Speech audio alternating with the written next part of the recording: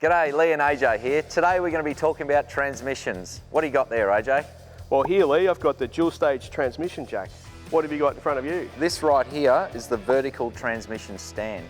Why don't we go see how they work? Yeah, I reckon we should. Let's do it. Okay, just some of the features and benefits of the dual stage transmission jack. Nice wide working area down the bottom.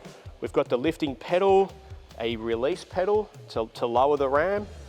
We've got a dual stage hydraulic ram, which operates the saddle, which is totally adjustable both ways.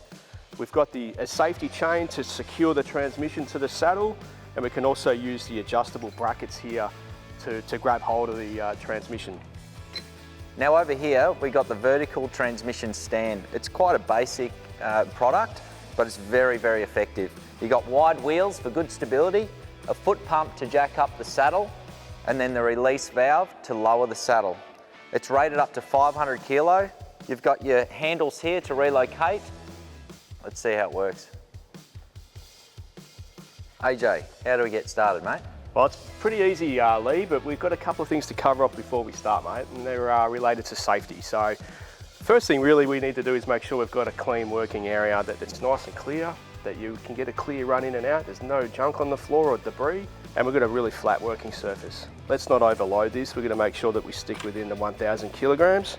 The other thing is, with all Kincrome lifting range, is that they're all 100% compliant to strict Australian standards, so that's a good thing to know. And that should be about it. Well, I'll show you how to use the safety chain a little bit later, but we're ready to go.